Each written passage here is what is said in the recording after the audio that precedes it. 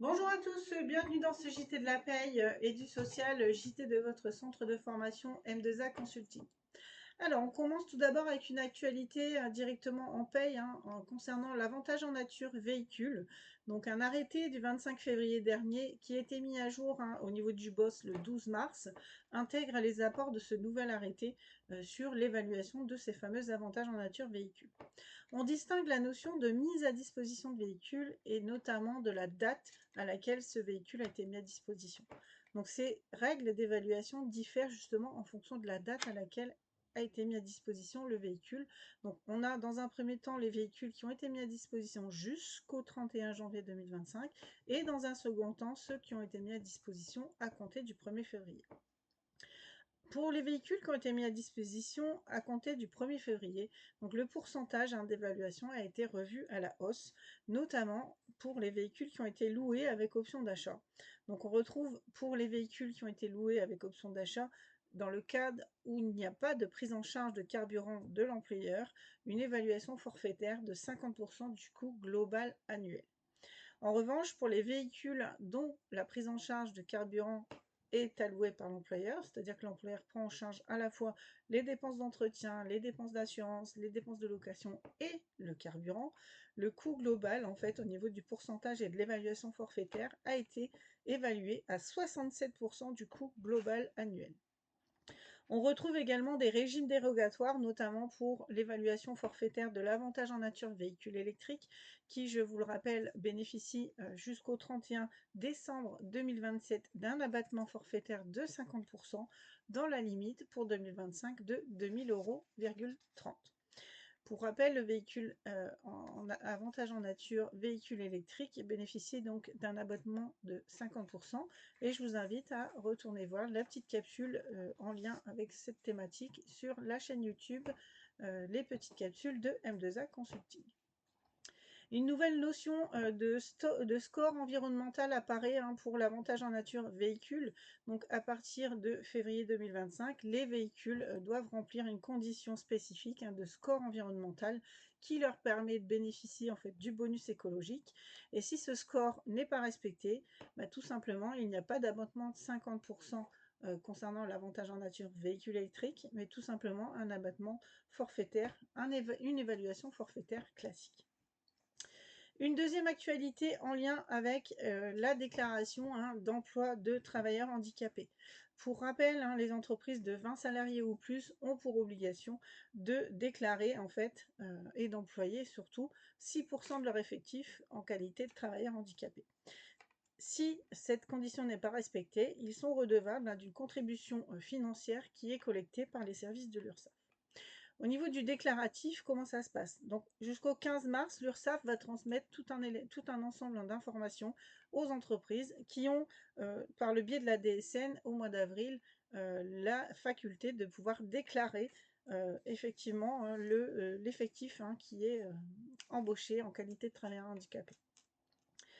On passe à une troisième actualité en lien avec la loi de financement de sécurité sociale, dont on a entendu parler à de nombreuses reprises, qui a été vue, revue, retravaillée. Mais certaines mesures viennent de passer à l'étape suivante et notamment au texte d'application.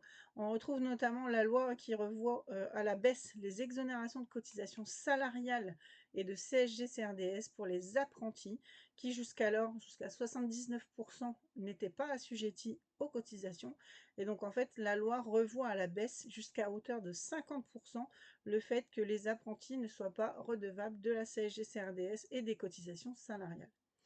On a également, en fait, la réforme en 2 temps sur les allègements généraux de cotisations patronales qui vont être retravaillés en 2025 et 2026. On enchaîne sur une autre actualité en lien avec les indemnités journalières de sécurité sociale dans le cadre d'une maladie non professionnelle. Donc pour rappel, les IJSS sont calculés sur la base des 3 derniers salaires bruts, normalement jusqu'à concurrence de 1,8 fois le SMIC, mais un décret du 20 février 2025, numéro 160, prévoit à partir du 1er avril 2025 une baisse de 1,8 pour passer à 1,4 fois le SMIC. Alors, donc on prendra alors en compte les 3 derniers salaires bruts dans la limite de 1,4 fois le SMIC et non plus 1,8 fois le SMIC. On continue sur une actualité en lien avec le compte C2P. Donc, qu'est-ce que c'est que le compte C2P? C'est le compte personnel de prévention hein, qui permet aux salariés de pouvoir cumuler et d'accumuler des points en fonction hein, des différents voilà, métiers auxquels ils sont exposés et en fonction des principes de pénibilité auxquels ils sont exposés. Donc, ce compte va permettre d'accumuler des points qui seront destinés à financer par exemple des formations ou également à pouvoir partir à la retraite un peu plus tôt. Ces points en fait sont détaillés à partir du déclaratif de l'employeur, donc en fonction des métiers hein, que vous pouvez voilà, travailler, vous avez 6 facteurs qui sont pris en compte. Vous avez le travail de nuit, vous avez le travail en équipe successive, le travail répétitif, également les milieux hyperbares, les températures extrêmes et également l'exposition au bruit. Donc c'est à l'employeur hein, qu'il revient de déclarer en DSN l'exposition au bruit et au risque, et c'est ce qui va permettre d'attribuer les points aux salariés. Donc cette déclaration n'est pas à faire tous les mois, mais elle est à faire chaque année au mois de janvier. Pour information, au niveau d'une information du 14 mars, la déclaration hein, de cette pénibilité peut être modifiée jusqu'au 15 avril de l'année en cours. Et puis on terminera aujourd'hui hein, sur une actualité en lien avec la RGCP. Donc pour rappel, la RGCP, c'est la réduction générale des cotisations patronales et la prime de partage de valeur. Donc la loi de finances 2025 a intégré la prime de partage de valeur à l'assiette de calcul de la RGCP. Donc cette prise en compte est complètement défavorable aux employeurs hein, puisque elle en général fait en sorte que les employeurs ne sont plus assujettis justement à cette exonération de cotisation. Donc pour rappel, hein, la RGCP, c'est une exonération de cotisation employeur sur les salaires inférieurs à 1,6 fois le SMIC. Néanmoins, une fiche du boss du 12 mars 2025 permet en fait d'affiner un petit peu les choses. Donc, dans un premier temps, les primes de partage de valeur qui sont intégrées dans le calcul de la RGCP sont celles qui sont à la fois versées directement aux salariés et également celles qui sont placées sur un plan d'épargne. On retrouvera également le fait que la prise en compte de ces primes de partage de valeur dans l'assiette ne s'applique que depuis le 1er janvier 2025. Donc en clair, tout ce qui a été versé dans le cadre de l'année 2024, ce n'est pas à intégrer à l'assiette.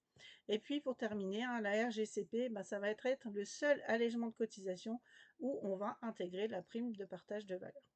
Donc voilà, hein, des actualités en paye assez importantes, notamment avec l'avantage en nature véhicule, la modification des exonérations de l'apprentissage hein, au niveau des cotisations salariales, la modification également du calcul des indemnités journalières dans le cadre d'une maladie non professionnelle, l'intégration de la PPV dans l'assiette de la RGCP.